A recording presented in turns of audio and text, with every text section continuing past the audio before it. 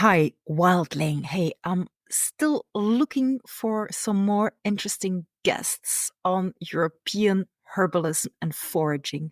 So, if you know anybody that would want to be a guest in my podcast series, please feel free to reach out and contact me through social media, Wild Plant Forager, or through my website, wildplantforager.com. Thank you so much.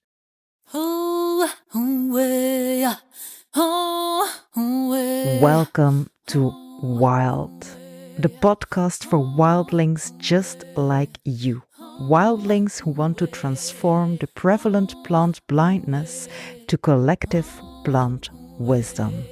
My name is Lieve Galle. I've been working as a herbalist and wild plant forager in Belgium since 2002. In those years, I've seen a lot of changes. Working with plants has become more popular, but I've also seen time is running out for our planet. As foragers and herbalists in Europe, sometimes we're dealing with different plant species and different cultural approaches towards plants. In some countries, working with plants is licensed, and in others, it's almost illegal. I believe that together we can learn from one another and be stronger. There is nothing more empowering than connecting wild souls.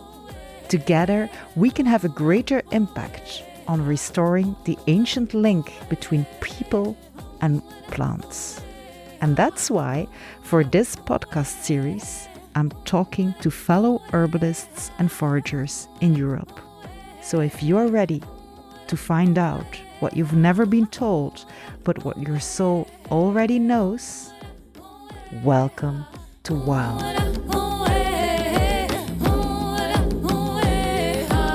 Hello, Wildling. Welcome to a new episode of the Wild podcast. And today we are joined by Rita Roquette, the founder of Bloom Sativum.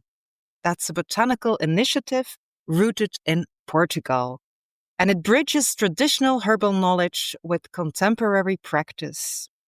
With a deep passion for plant medicine, Rita cultivates, crafts, and educates, celebrating the healing power of herbs. Welcome, Rita. So nice to have you here today. Welcome. Yeah, and then nice to be here with you. And thank you for that introduction. Oh, you're Very welcome. concise and profound at the same time. Yes, well, you're welcome. It's nice to have you. So, can you tell us a little bit about how your love for plants and for herbs got started? Was it like a key moment in your life, or was it something that grew more gradually on you, or how did it all start? So I was lucky enough to spend a lot of time in rural Portugal when I was younger. Yeah, since my 2-3-year-old, we always on the weekends would go to the farm and to my grandfather's house up in the mountains. So we always were like little goats, the kids were always like hanging around themselves and in being covered with dirt and all that sense of really immersed with nature. But things didn't have names. They had that entity type feeling. And many years have passed. Like I was a city girl. Was brought up in Porto, in the north of Portugal.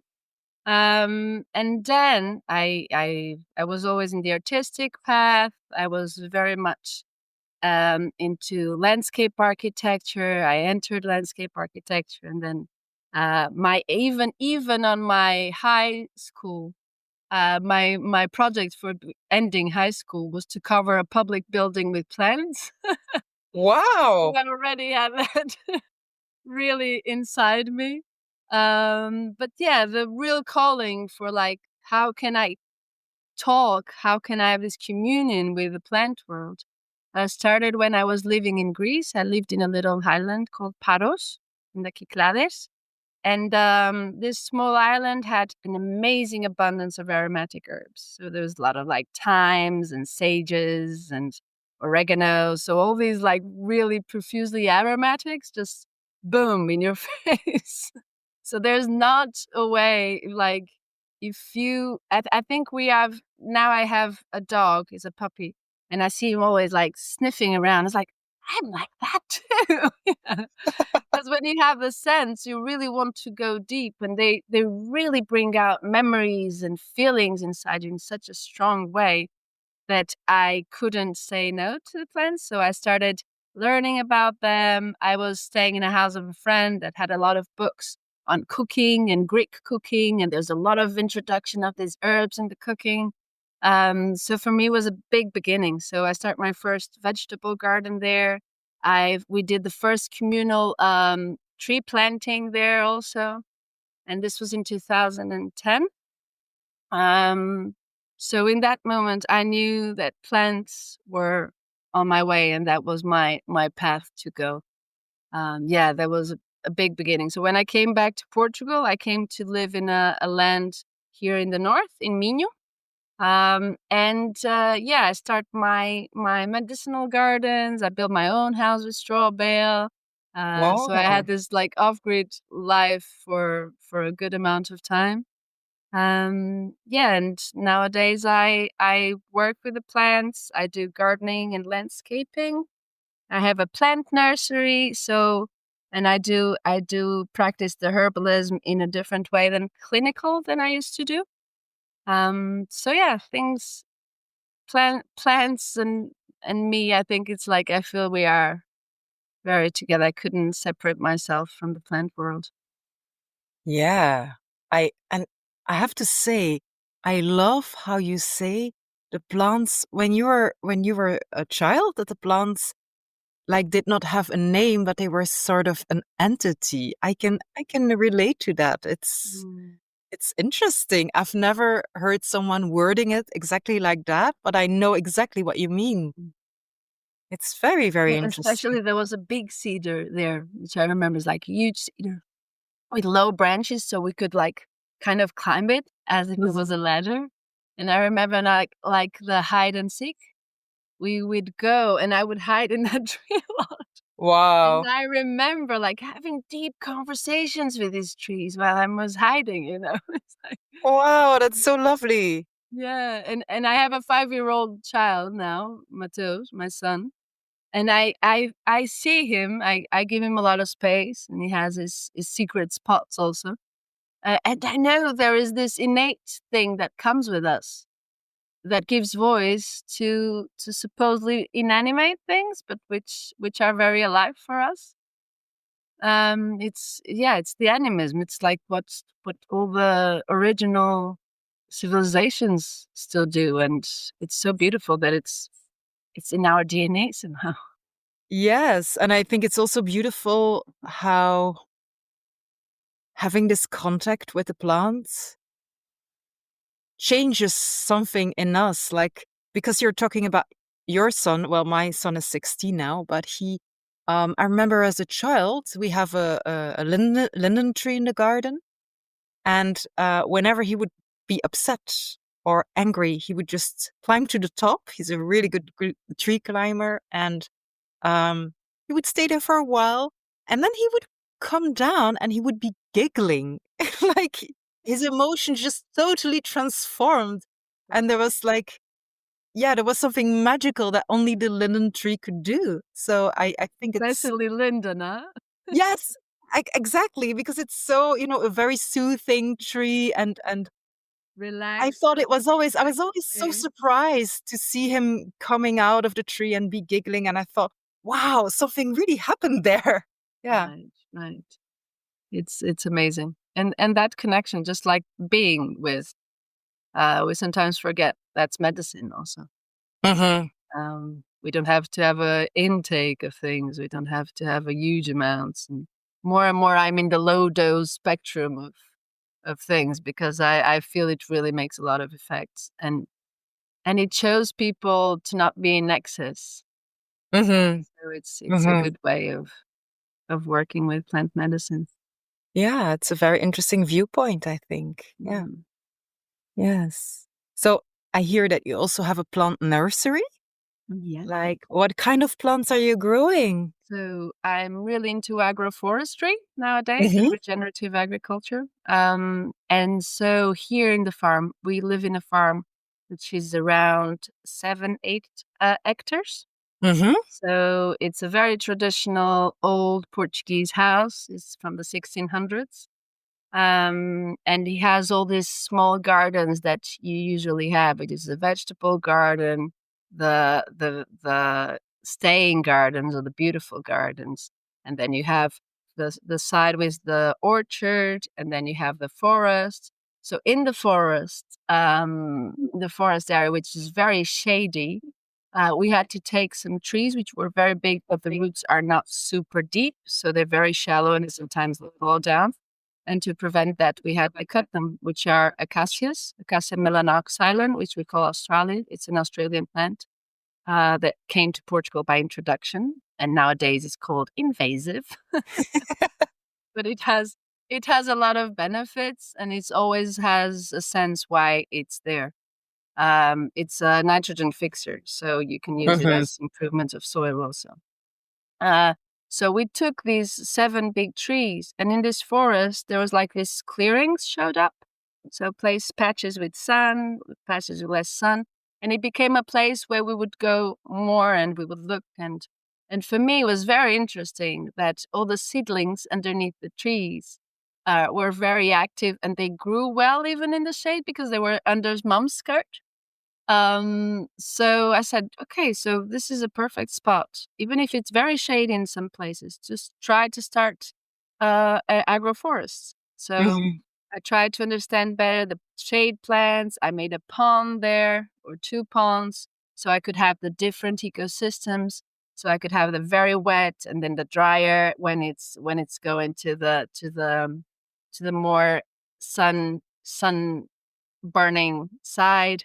And I can have from Mediterranean to tropical to so I'm working a lot with this, which is like you have species with intense mulching, that you're kind of doing compost in place.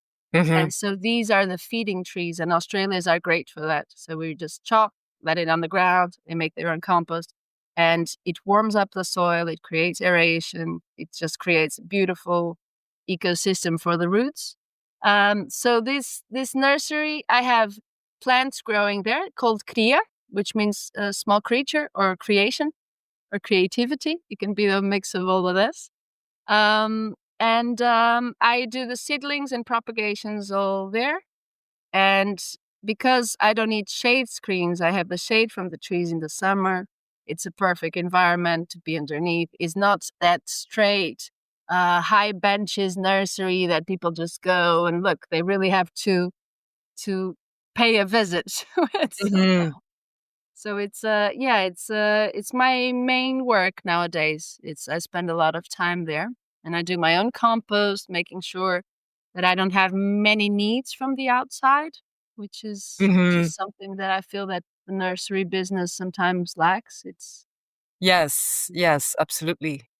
Yes, it's Mhm. nice if you can close the system and Yes. yeah, and I like how you describe, the open spot in the forest and how it really inspired you just by looking at nature and how nature does it and working with the different ecosystems within your garden. Yes, I think more people should do that. It's Yes, yes.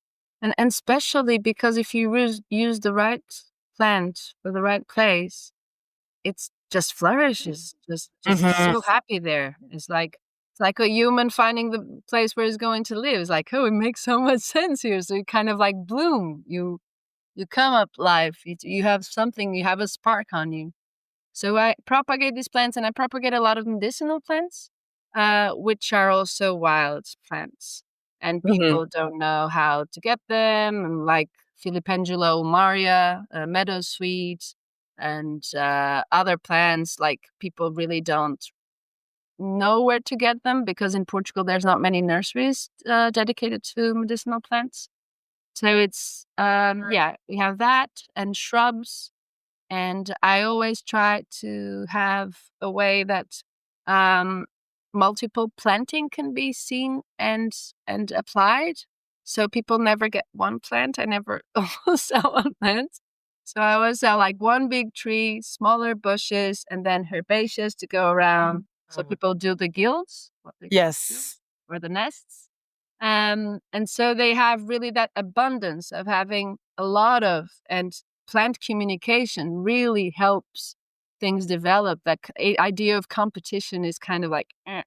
Even Hmm. Darwin wasn't really um, sure of that when he said that. They kind of grab that the fittest one will survive. I think symbiotic relationships are really nature what makes everyone thrive. It makes a lot of sense if you look at nature that, um, different species are working symbiotically. Yeah. Yeah. And things Yeah. like lichen, and Uh-huh. it's like, woo, okay, so we're all in a party here. Yeah. And with kids, it's amazing to be in these places of diversity because they really understand that we're not in factories, and and in Portugal there's a lot of monoculture of eucalyptus, Hmm. and before it was pine. The forest isn't. I don't know if you saw it when you were here. Yes, I Um, saw the eucalyptus yeah, so mainly. it's Yeah. like sometimes it's kilometers of it, Hmm. and yeah, we had the wildfires. And it's interesting. We have an association called Reflorestar Serra d'Arga, and I'm also part of an association called Reflorestar Portugal, which does a lot of these multiple diverse implementations privately and publicly. And we used to have some volunteering work here. And when kids understand the difference of what it is to really be in a place that is repeated and repetition, almost like in school, you have to learn this way, you have to learn this way. No, there's so much, and you can find your own needs or your own interests.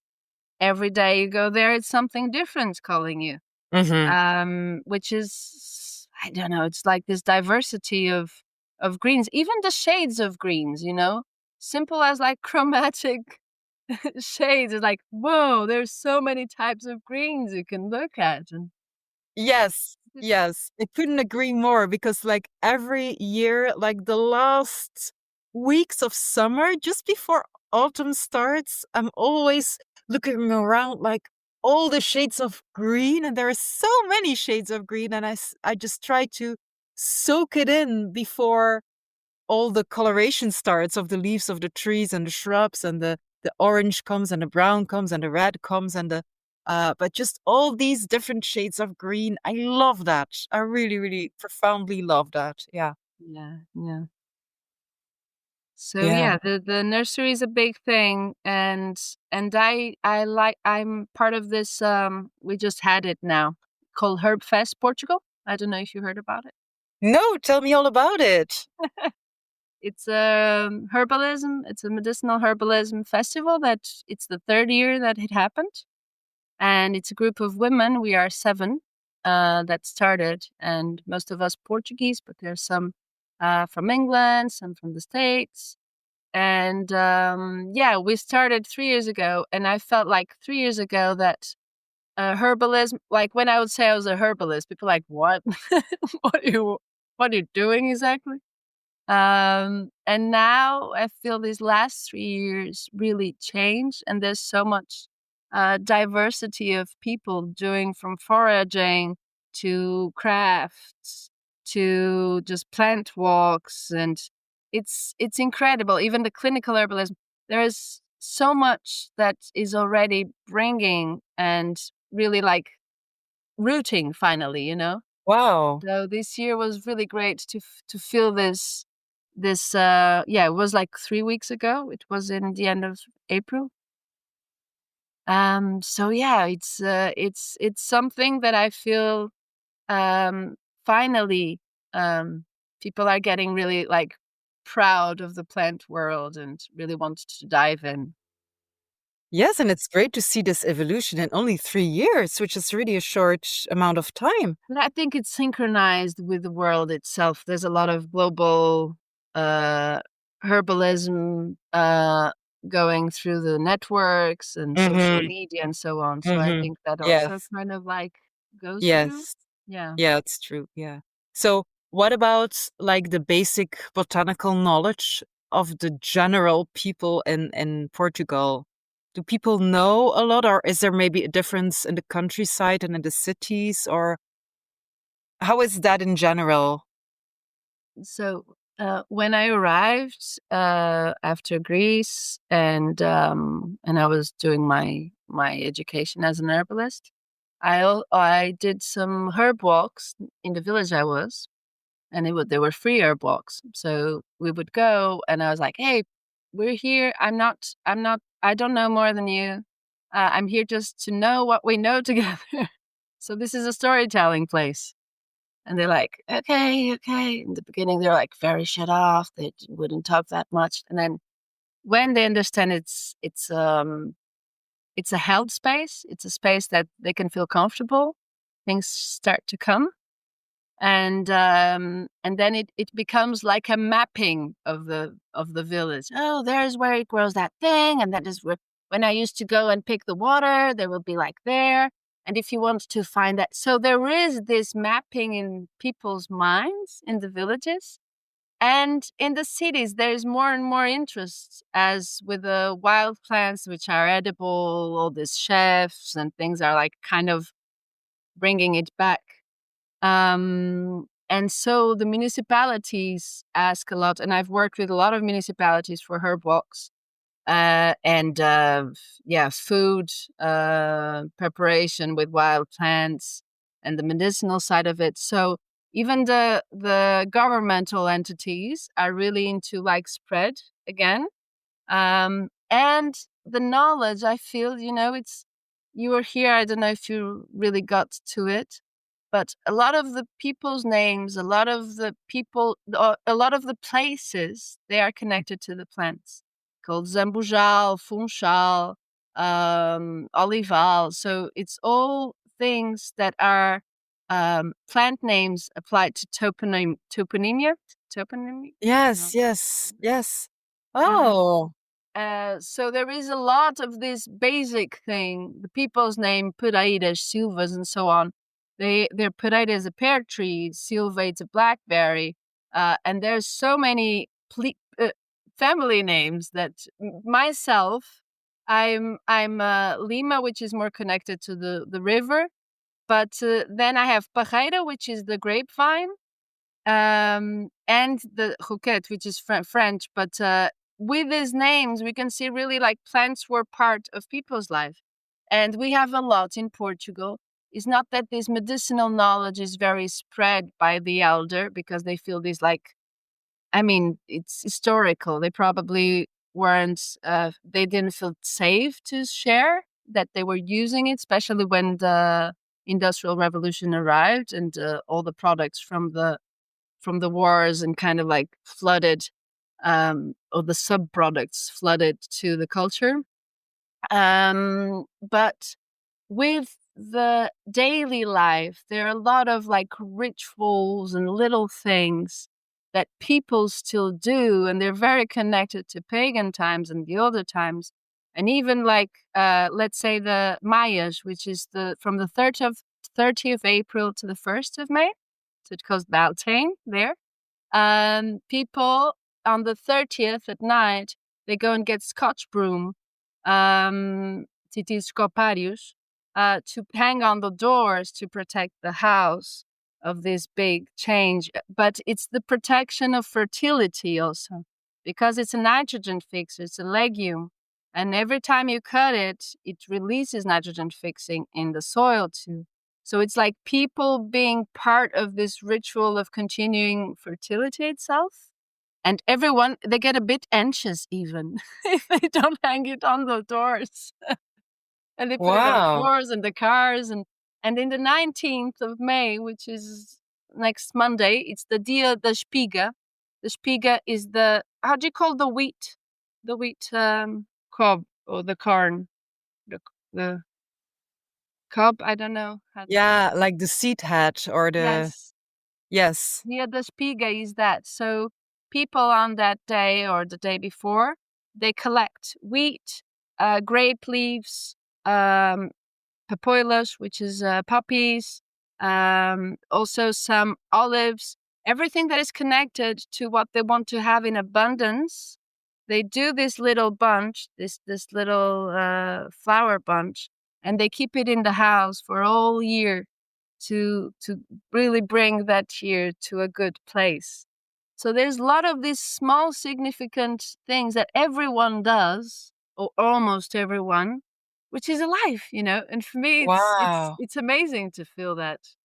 It's like It's very fascinating that it's so alive to this day. Yes. yeah, and it's with everything, even like with the saints, and here the church kind of has this connection with the plant world, or kind of, I don't know what really happened historically, but like Saint John's, which is on the 24th of June. People always also put this water with the plants from that time, and then they bathe themselves in the next day with it. And even in Saint Antonio, is in the 13th of June. It's more like a Lisbon saint. They always have these small basils. It's a small leaved basil that you have to keep. Usually before, let's say, modern times, the man would give this small vase of the small leaved basil to the lady with a verse, a little poem for her, and that would be a way of showing his intentions of being with her. Because Saint Antonio is the marriage. Ah, ha, ha.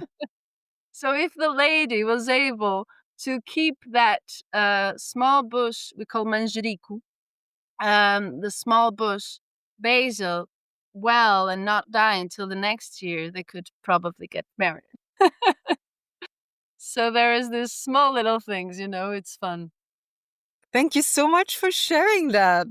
That's very interesting to know. Yeah. Yeah. Wow. And historically, we had the only Portuguese pope, which was Pedro Hispano, or Pedro Julião. He was an amazing, let's say, medicine man. So one of the books he wrote, it was The Treasure for the People, or Treasure for the Poor, was the first book written in Portugal in the common Portuguese and not Latin for the versed people. And it had all these little recipes of how to treat yourself for common maladies. And and this was in 1200s, yeah. So there's a lot of this connection that I don't know how much is stayed, but we really want to bring it back, yeah.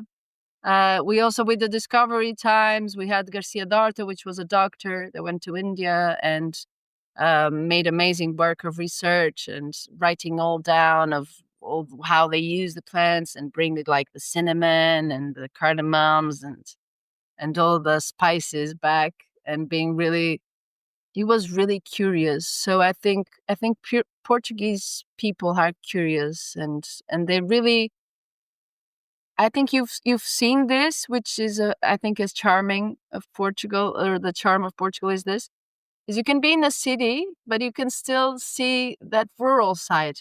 You hear a chicken going on. You have like these cabbages hanging up a wall. You have the fruit trees. It's like, it's very alive. The sense of like, the countryside being everywhere.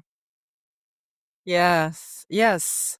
I remember when I was in Lisbon, I went to a park and it was April, of course, but there was a loquat tree and it still had a few ripened fruits on it, which I love because loquat is so hard to get in Belgium. I don't know why. You can get pineapples from the other side of the world, but loquats, I love them. I love these fruits, and it was like a great welcome from Portugal. And I loved just picking them, and they were so juicy, and I just totally loved it. It was a great welcome. Yeah, It's a wonderful fruit. I love it. yeah, yeah.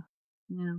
So, and if you like, in the Portuguese context, if you like want to study herbalism or study more about medicinal plants, is there like an official school where you can go to, or how is this exactly? Is it easy to get herbal education, or do you have to go abroad, or are these schools live or more online, or how is that exactly? So the certified courses, which can make you like practice as a practitioner, they're more connected to naturopathy Mm-hmm. or traditional Chinese medicine, let's say, um, than just a course on herbalism. It's not super steady here yet. Sometimes they have like the disciplines in some health courses on medicinal plants and Mm-hmm. phytotherapy, but it's not just dive deep and understand the context and study the old books, which I would love if there was a course like that, which can really kind of bring us from antiquity to nowadays. And having my course was a great course. I studied in the States, and with Michael and Leslie Tierra, Okay. and what they did is really joining the Western herbalism and the Eastern herbalism and make us having a broad spectrum of it. And now what there is, like, if you want to become herbalist in Portugal, you would do just a community herbalism small course with some schools. There is Collective Wonder from Olivia. She's American from Baltimore, but she's living in Portugal with her family for quite a big time. There are some people you can learn with, but not having really like a paper saying you can practice as a practitioner. For that, Okay. you would need to have a naturopathic doctor or some kind of other kind of cover to make it happen. Yeah. Okay. So do I understand it correctly then that there is also like no legal framework for like a medical herbalist in Portugal, but it's more like the community herbalism that is done there? Is that right? Yes, the thing is, you also will not have someone coming and take you to prison because you're doing herbalism. Portugal is very bland in some senses, because it's seen more as a consulting someone who's giving you advice, is not really like treating you. Yeah. Right. And I remember when I was studying in the States, they also said that that it would be good for us to have like also a degree on acupuncture or massage therapy or something that you can incorporate it if you needed to somehow um, show a license or some sort. Mm-hmm. But I mean, we should all be free to use plants with the right amount and um, to be counseling someone on how to do it in a not dangerous and the proper way. It's a public benefit. So yeah, so I don't know if this persecution is going to start one day, but it's still okay to have this community. And basically, a lot of Portuguese still use the plants in their daily lives. For the common diarrhea, as a diuretic, as a sedative, even like the lemon balms and the chamomiles and things like that they have in hand. For the diuretics, they use a lot the corn silk here and the cherry stems. So it's these knowledge somehow it's part of the first line of action for people. Yeah. So it's like the folk herbalism is really still alive and people are still using it for small ailments and yes, first aid situations. Yes. Okay. I love how you said I See it happen and they see it proved, yeah. Or like for the varicose veins also, because okay. like the use of grape leaves, they Yeah. put it in the vinegar and they just rub it in the legs. There Okay. is this. If you are in the countryside, you see this happening. I don't know how much you see it in the city side, but Yeah, yeah, I have to say when I was visiting Portugal, I haven't seen a lot of people actually.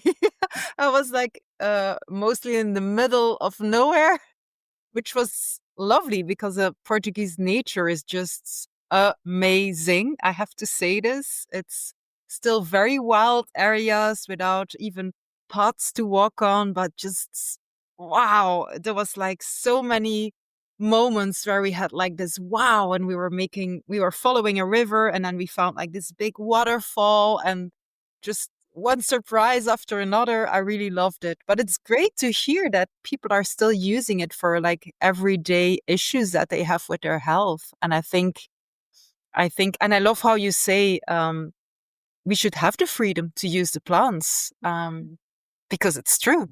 Yeah, of course there are low dose botanicals that you should be more careful. And I mean, not people are not going to use digitalis just Hmm. because, Yes, obviously. Here they call it the killing of the husbands, that plant. So there must be. Right. Okay. In fact, there's because of the glycosides present. There's the alkaloid digitoxin or digitalin. It's not sensed in the mouth, so the dried leaf would be put it in the wine or whatever, and it sounded like a cardiac attack. Oh, oh, oh, oh. So yeah, there is some knowledge around here. Yeah, yeah, yeah, yeah, yeah. Yeah. Ooh, So spooky. yeah, but don't get me wrong. There's also like a big dependence on the pharmacology side of things, yeah, and this, but the health care is going down, big time, big amounts of waiting lines, and people are, I think, will turn to more natural ways of dealing with things. And but Yes. it's interesting because the health centers are, I mean, it's almost in every village or every other village, are pretty much a social place also for older people. So it's not that they're going to the doctor; they're just going to a place where they can usually talk like a cafe. I really feel that. So it's a funny world here. Yes. Yes, and I think it's interesting how like I think more and more people realize, also people that are working in the medical field themselves, that they are seeing the boundaries of modern medicine. And of course, modern medicine has a lot of advantages, but like, especially with like chronic disease, or it doesn't always have the effect that it's wanted.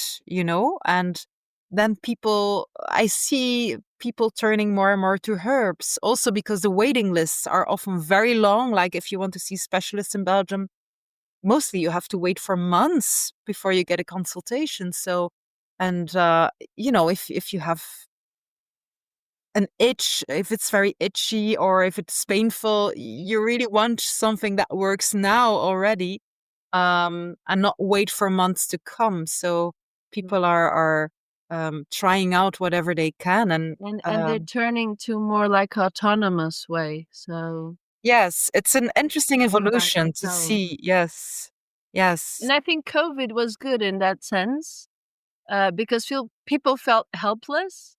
Hmm. I just take ibuprofen and it will pass. No, like your health is more just than whatever. There's so many other things we could have done to help people ameliorate and to have a less amount of side effects from whatever that thing was. Um, Matthias wants to show you. Oh, I can't see. Oh, did you draw something? Yeah, it's a turtle. Helemaal goed. Wow, Wow. very nice.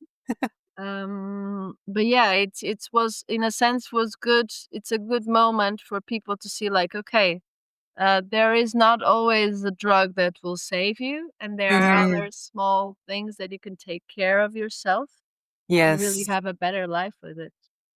Yes, and I think it also showed us how vulnerable we really are and how dependent we are on systems like the medical system and the food system. And it's yeah, that it's really important to become more independent to these systems, and grow or forage some of our own food and our own medicine, and just try that out and see how far we can come, because it's so important to have this autonomy, as you say. Yes, yes.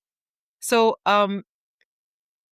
is it possible in Portugal to have good quality herbal products like tinctures or herbal teas? Do they just sell them in the stores, or do you have to go to special herbal shops, or um So for herbs, there are some like big franchising going on, but personally, it's like the last place I would go. Usually, you buy it directly to the producers or to the makers and manufacturers. For the Herb Fest this year, we had a good amount of people bringing their own tinctures and their preparations.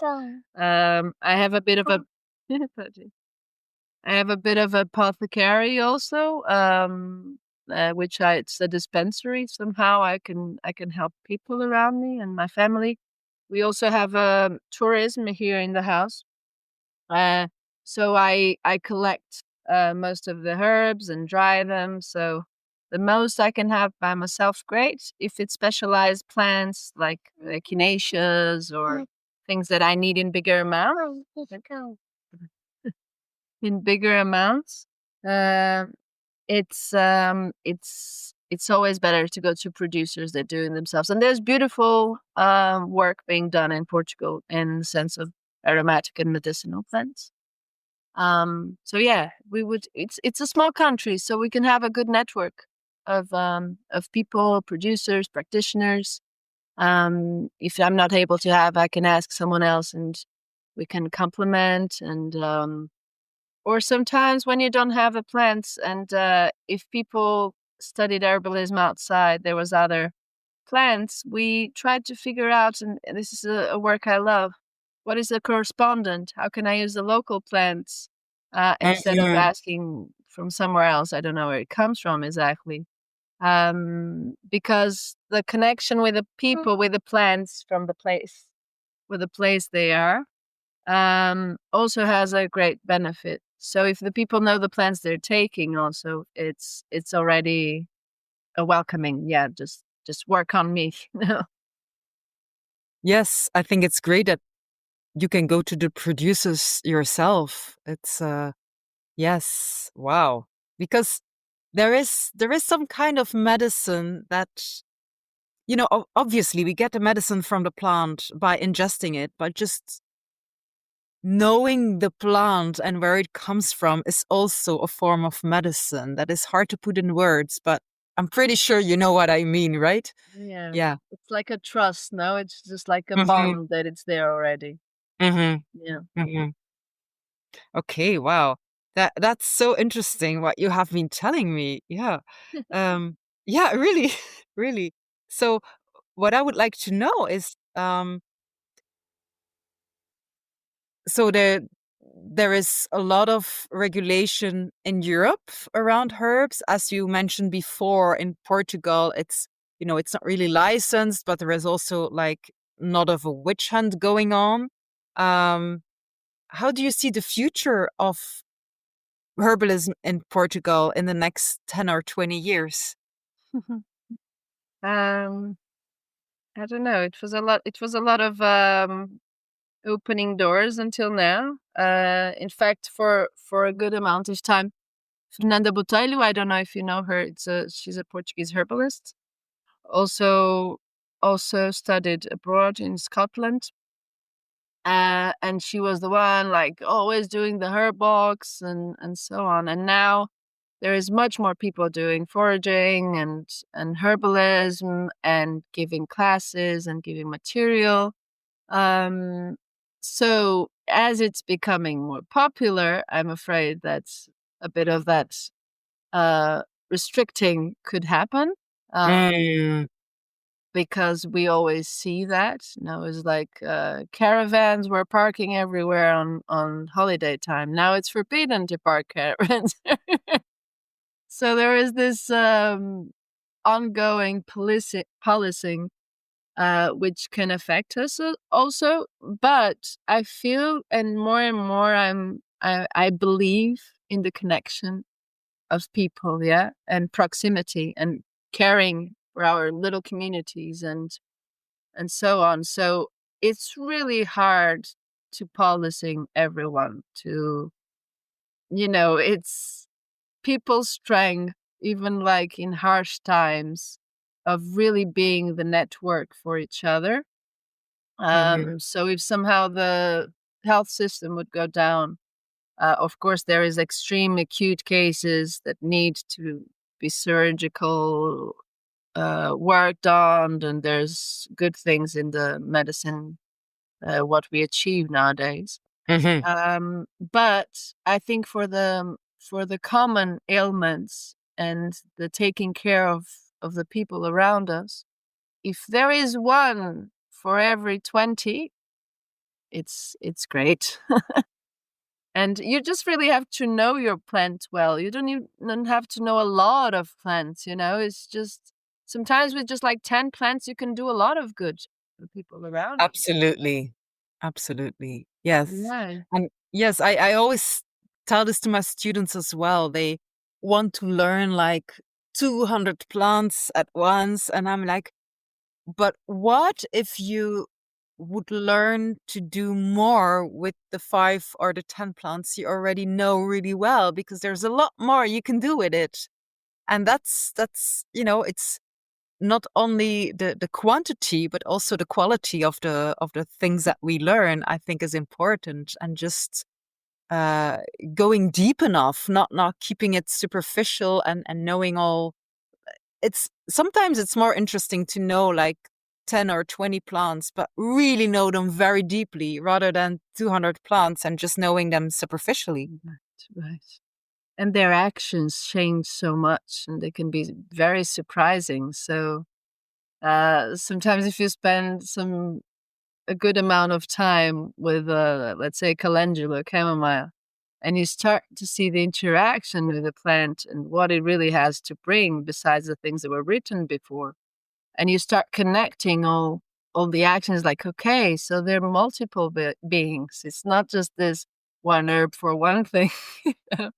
And it's so amazing that most of the times, with one plant, we can access many organ systems and really harmonize the body. And this is why I feel that really plants develop the secondary metabolites, which are the medicinal part of the constituents, because they wanted to communicate somehow.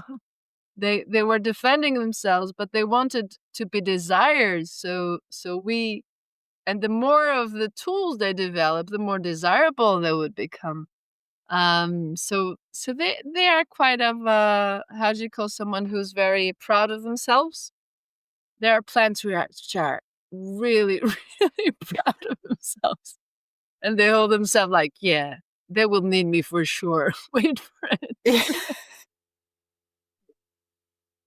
Yes, and also, isn't it like a miracle? I mean, to me, it is like one of the miracles of life, how the defense mechanism of plants are actually the things that are good for us humans. It's like a puzzle that fits so well. I am totally mind blown over that.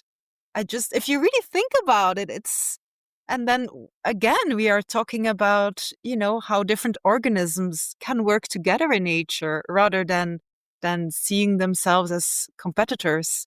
Yeah. Sometimes I see it almost like as our people's immune systems and plants' immune systems have like a connection. Yeah, it's like a click. It's like a piece of a puzzle that just fits perfectly into one another. And it's crazy if you think about it, how it can be. It's wow. It's just really very impressive that nature has done this. Yes. Good. So, thinking about the plants that grow in Portugal, that grow locally where you live, what are like your favorite plants to work with? So, yeah, yesterday I just gave a class on digestive herbs. So they're really fresh on me. But some of the plants I love to work is, let's say, the lesser calamint. Calamita and Vita. I don't know if you have it there. We don't have it in the wild here. I think I've never seen it in the wild, but I do have it in my herb garden. Okay, so it's a mint, but it has some of the constituents from catnip. So it's a sedative aromatic, which I love, and being a mom, it's great to have.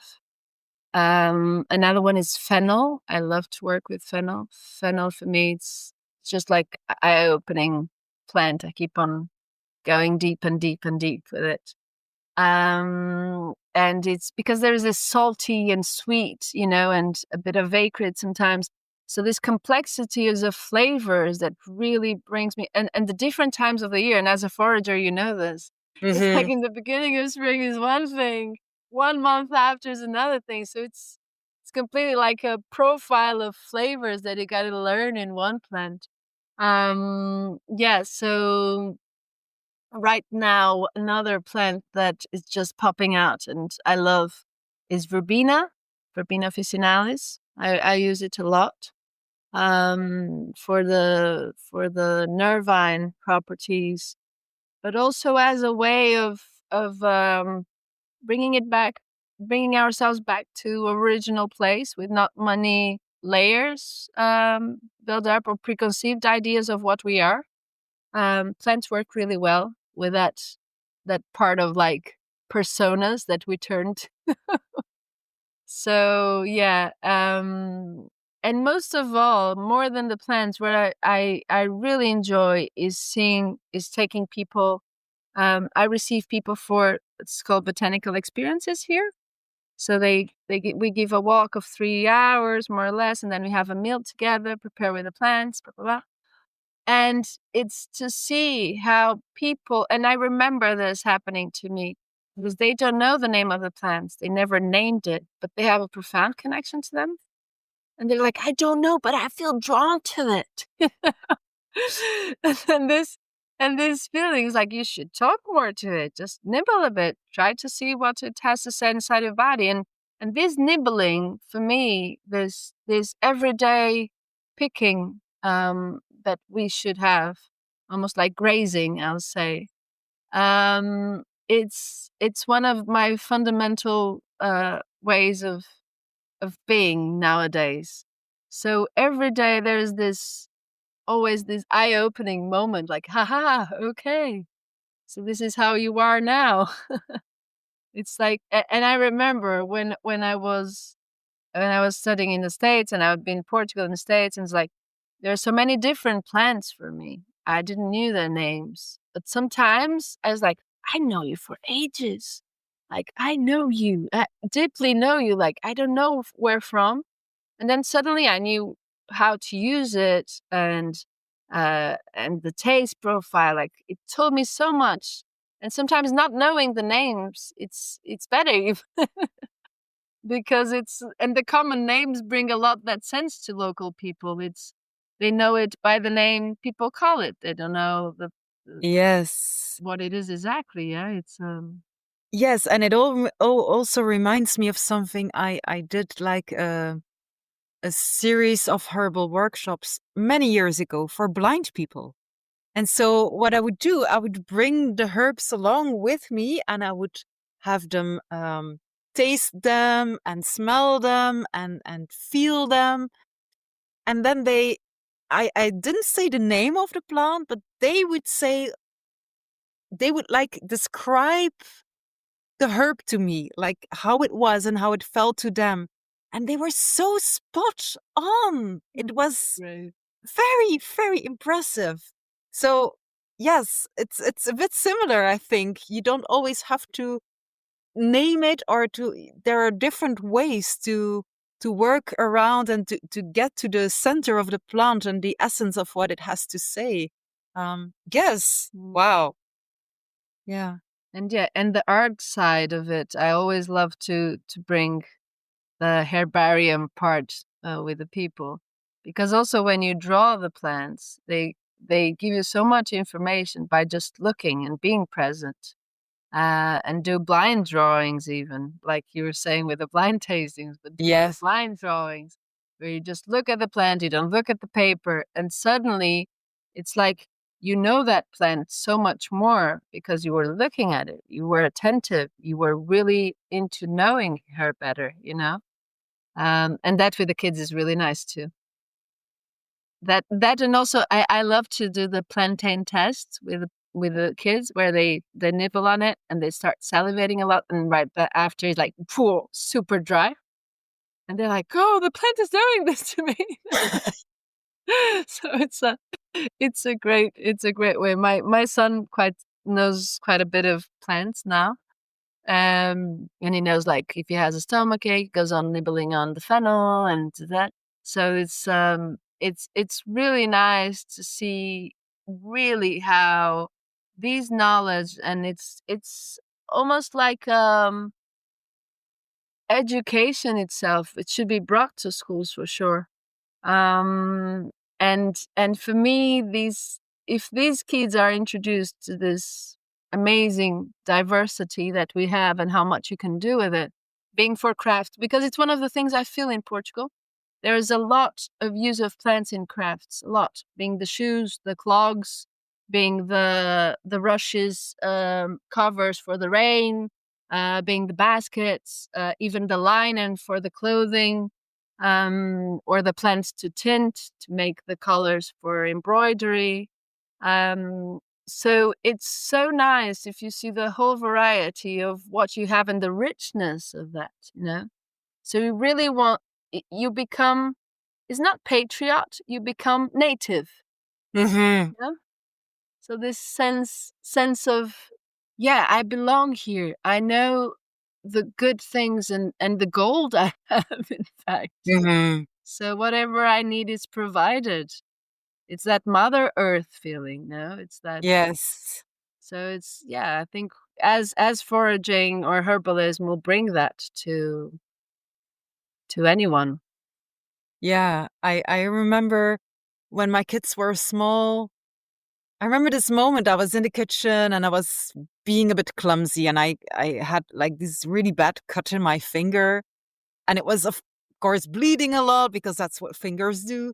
And then just my I think they were like, I don't know, 5 or 6 years old, my twins, and they just rushed out of the back door and came back with Herb Robert to put a poultice on it. And I was like stunned that I didn't have to say anything. They just knew exactly what to get, where to get it, and how to get it back to mom. And wow, I mean, it's a great way because also as a child to experience that, hey, okay, uh, oh, something is happening here and I need to help. And, the plants, I know where to find them and they will help. And it's getting a grip on the world on some level. So I think it's a very interesting thing to learn about plants as a Mhm. child.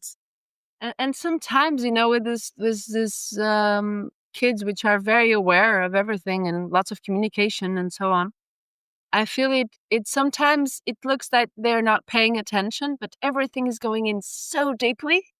I remember this there was a festival called Terra Mãe, nearby of a friend of mine, and this I was doing the walks and activities with kids. They were 5, 6 year olds, not more than that. And we just talk about some plants, and we did game of identifying and so on.